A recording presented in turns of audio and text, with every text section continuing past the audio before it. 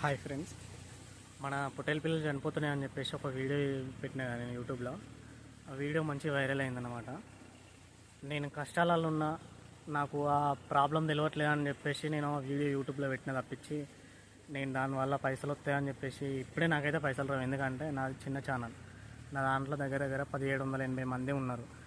అది నాకు మానిటైజ్ అయిన తర్వాత అప్పుడు నాకు ఏమైనా వ్యూస్ వస్తే పైసలు వస్తాయి. ఇప్పుడైతే రావు, నా దానికి రావు. ఎందుకంటే దానికి సపరేట్ ఉంటుంది, దానికి యూట్యూబ్ క్యాల్కులేషన్స్ ఉంటాయి, దాన్ని పాటిస్తేనే మాత్రమే మనకు వస్తాయి అన్నమాట.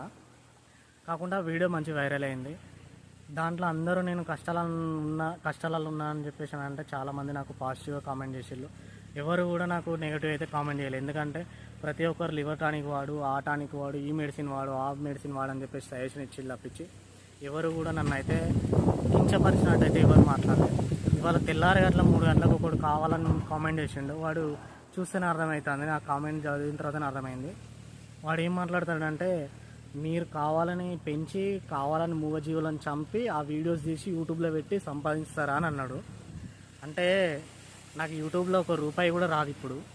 వాడు నన్ను ఏమన్నాడంటే, నేను కావాలని చంపినంటే ఒక్క పొట్టేలు పిల్లనది 10-12 వేలు అట్లా 5-6 చనిపోతే వాటి యావరేజ్ వాల్యూ 50,000 నుంచి 60,000 మధ్యలో యావరేజ్గా వాటి పైసలు. ఎవడన్నా కావాలని చంపుకొని 50-60 వేలు నష్టపోతాడా? చెప్పండి ఫ్రెండ్స్, మీరే ఒకసారి. ఇట్లాంటి వాడు కామెంట్ చేసిండు. వాడిని ఏమన్నా నాకు అర్థమవుతలేదు. వాడు ఏమన్నాడంటే, ఇంకా శవాల మీద పైసలు ఏరుకునే క్యారెక్టర్ అని మాట్లాడిన వాడు నన్ను. అసలు క్యారెక్టర్ గురించి వాడు ఎట్లా డిసైడ్ చేస్తాడో నాకు అర్థం కాలేదు. నాకు ఆ మాట విన్న కాడ నుంచి అయితే నాకు పొద్దున్న నుంచి అసలు మనసు నిమ్మలం అనిపిస్తలేదు. ఇన్ని రోజుల నుంచి నాకు ఒక టెన్షన్. వర్కర్ గాడు హ్యాండ్ ఇచ్చిండు, పైసలు తీసుకుని హ్యాండ్ ఇచ్చిన వాడు పైసలు ఇస్తలేడు అని చెప్పేసి ఆ టెన్షన్ మీద తిరుగుతా అంటే వీడు కూడా వచ్చి వీడు నన్ను ఈ మాట అన్నాడు. ఒకసారి మీరు ఇలాంటి వాళ్ళని ఏమన్నాలో మీరే చెప్పండి. నాకైతే అర్థం కావట్లేదు, అసలు బ్రెయినే పని చేయట్లేదు ఆ మాట విన్న కంచెలే. ఒక టెంపుల్కి వెళ్తే ₹1 అడిగితే బిచ్చం ఆడుకునేటోళ్ళు ₹1 అడిగితే ₹10 ఇష్టం. నేను ₹10, ₹20 వాళ్ళకి దానం చేసి వచ్చేటోడిని.